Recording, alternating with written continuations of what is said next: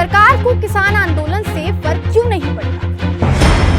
क्या दिल्ली चलो आंदोलन राजीव गांधी के कार्यकाल में 1987 में किए गए किसान आंदोलन का रूप ले लेगा, जो महेंद्र सिंह टिकैत की अगुवाई में किया गया था? क्या भारत की 135 करोड़ जनसंख्या का पेट भरने वाला किसान सरकार से अपनी मांग मनवा पाएगा या उन्हें झुका पाएगा?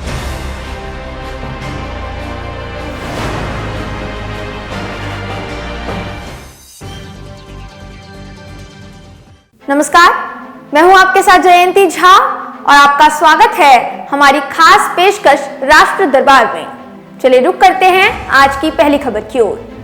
हाल ही में राजद मुखिया लालू प्रसाद यादव की कॉल रिकॉर्डिंग वायरल हुई थी, जिसमें वो साफ तौर पर बीजेपी विधायक लल्लन कुमार पासवान को विधानसभा कार्यवाही से अनुपस्थित होने को कह रहे थे।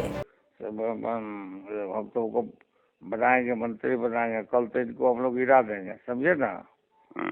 हाँ, तो हम पार्टी में नहीं सर, मैंने क्या पार्टी में है तो एब्सेंट हो जाओ ना। पार्टी में हो तो एब्सेंट हो जाओ। अच्छा ठीक है। कोरोना हो गया था, फिर तो स्पीकर हमारा हो जाएगा तो हम लोग देख लेंगे ना।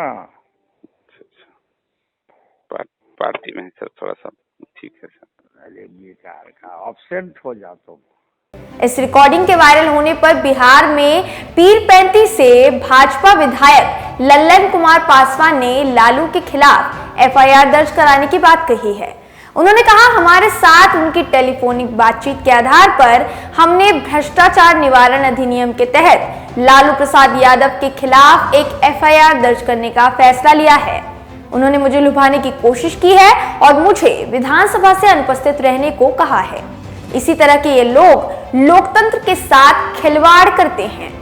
इतना ही नहीं, चारा घोटाले के तहत लालू को रांची में रिम्स के निदेशक बंगले से वापस अस्पताल के पेइंग वार्ड का रास्ता दिखा दिया गया है। दूसरी खबर, कल शिक्षा मंत्रालय की उच्च स्तरीय बैठक हुई थी, जिसमें शिक्षा मंत्री रमेश पोखरियाल निशंक ने कई निर्देश जारी किए हैं।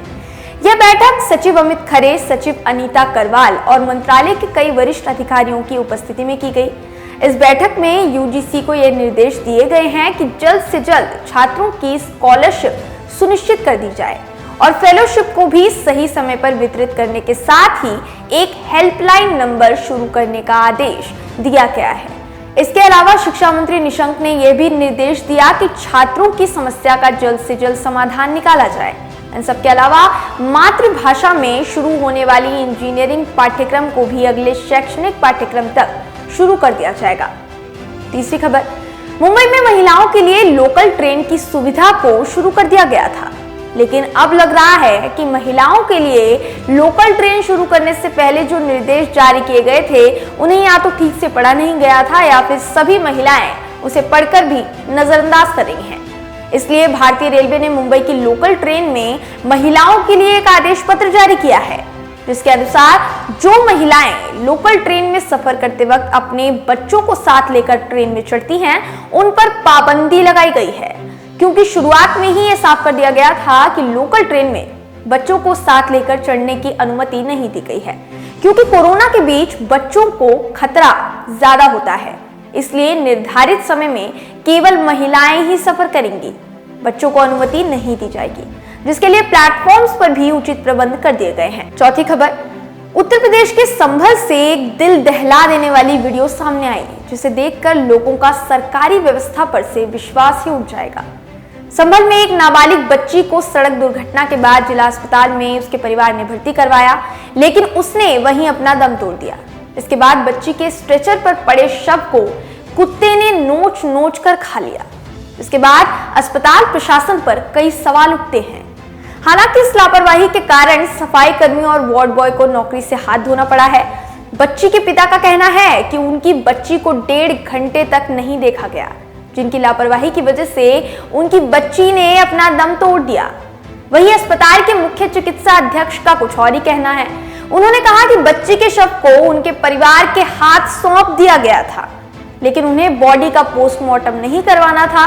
हमने सिर्फ 1 मिनट के लिए शव को छोड़ा और उतनी ही देर में ये घटना हो गई। इतनी बड़ी लापरवाही के बाद अस्पताल पर क्या कार्यवाही होती है, उसकी जानकारी जल्द ही आप तक पहुंचाएंगे।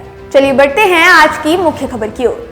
Look, we've got a constitution in this country, or don't we have one? If we have one, then that constitution clearly states you have freedom of speech, freedom of thought, freedom of action. And what the farmers here were agitating against the bills that they have brought. Now, you can't stop a person going to your capital city where parliament is and expressing their views. Why are you stopping them? Anytime you want to, and there's an agitation, people have been allowed to go there and had it. Don't you remember the BJP agitation, which was a massive RSS one organized in Ramlila Madans? I remember that day when it was happening in Delhi. Why don't you allow the farmers go and to give their views and say कि हम बिल्कुल इसके खिलाफ हैं या खिलाफ नहीं है, जो भी उन्होंने देना है वहाँ करें, पर उनको रोकना is going against the constitutional spirit and the spirit of freedom of speech of this country. This I do not agree with. I think the Haryana government should have just allowed them to go.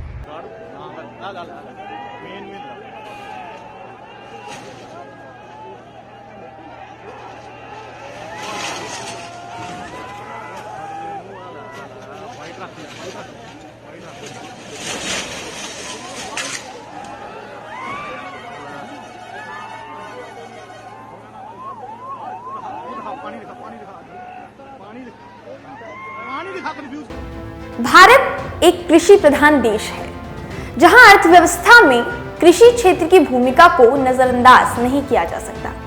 हमारे देश की GDP में कृषि क्षेत्र का योगदान 18% है और अगर रोजगार की बात की जाए तो यह क्षेत्र अकेला भारत की 50% जनसंख्या को रोजगार उपलब्ध करवाता है। हमारे देश में किसानों की भूमिका कितनी बड़ी है, इसका अंदाजा एक छठी कक्षा का बच्चा भी लगा सकता है। पर यह जानकर काफी खेद होता है कि इतना योगदान होने के बावजूद भी इन किसानों को अपने जीवन निर्वाह से जुड़ी मांग को पूरा करने के लिए सड़कों पर उतरना पड़ रहा है। पंजाब और देश के तमाम किसानों की विनती को जब सरकार ने नजरअंदाज किया, तब जाकर इन किसानों को घुटने टेकने से पैरों पर खड़े होने तक का सफर तय करना पड़ा। अहिंसात्मक आंदोलन करने पर भी देश के किसानों के साथ हरियाणा में बदसलूकी की गई। पुलिस ने इन पर लाठीचार्ज करने के साथ साथ किसानों पर आंसू गैस के गोले छोड़े, लेकिन फिर भी ये किसान जिस लक्ष्य से सड़कों पर उतरने को मजबूर हुए हैं, उस लक्ष्य को पूरा करने से पीछे नहीं हटे हैं। दिल्ली चलो आंदोलन इतना उग्र हो चुका है कि ना पुलिस किसानों पर रहम कर रही है और ना ही प्रशासन के क्रोधपूर्ण कदमों से किसान अपने कदम पीछे हटा रहे हैं। अब इस आंदोलन को राजनीतिक हवा भी दी जा रही है। कहा यह जा रहा है कि यह आंदोलन विशेष रूप से पंजाब के किसान कर रहे हैं, क्योंकि पंजाब में विपक्ष की सरकार है जो इस आंदोलन को और उग्रवादी बनाने में जुटी हुई है। पर यह काफी बचकानी बात प्रतीत होती है, क्योंकि इस आंदोलन में न सिर्फ पंजाब के किसान बल्कि भारत के विभिन्न किसान मोर्चा के लोग जुड़े हैं और वो सरकार के पास अपनी मांग रखने की कोशिश कर रहे हैं, लेकिन उनकी बात सुनने की बजाय इसे राजनीतिक मुद्दा बनाया जा रहा है। अंबाला के शंभू बॉर्डर पर किसान अपनी एक निष्ठा और एकजुटता के साथ इस कदर फैल गए हैं कि पुलिस की कई टुकड़ियों का अलग व्यवस्था करना पड़ रहा है। इस शांतिपूर्ण आंदोलन में किसानों की इस दशा को देखते हुए गांव में बैठे एक किसान को जरूर दर्द होगा, क्योंकि वही जानता है कि उनके हक को सरकार ने किस ताक पर रख दिया है, जिसके कारण न सिर्फ वो किसान बल्कि उनका पूरा परिवार भविष्य की चिंता लिए उनकी मांग के पूरा होने की राह देख रहा है।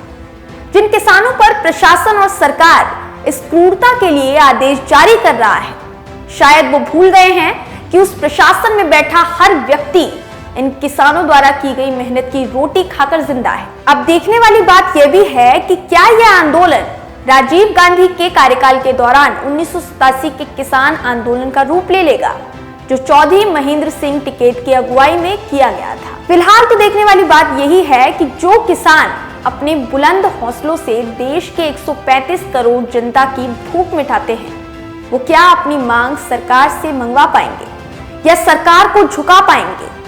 अगर आपको जिंदा रखकर ये किसान भूखे पेट रहता भी है तो क्या फर्क पड़ता है? अगर आपके लिए 2 वक्त की रोटी उपलब्ध करवाकर ये किसान अगर अपनी मांगों के ना पूरा होने पर आंदोलन के बीच अपनी जान भी गंवा देता है तो क्या फर्क पड़ता है? फर्क पड़ना चाहिए या नहीं? गांधी के इस देश में जहां गांधी ने अपना पहला संघर्ष चंपारण के नील की खेती करने वाले किसानों के लिए किया था, आज उस गांधी के देश में हमारे किसानों की पीठ पर डंडा और उन्हें तितर बितर करने के लिए आंसू गैस के गोले छोड़े जा रहे हैं। सरकार का जो व्यवहार किसानों के लिए है, उस पर आप अपनी राय हमें कमेंट बॉक्स में कमेंट करके जरूर बताएं। राष्ट्र दरबार में आज के लिए बस इतना ही। कल फिर मुलाकात होगी ऐसी ही दमदार खबरों के साथ। तब तक अपना ख्याल रखिए और देखते रहिए मीडिया दरबार। धन्यवाद।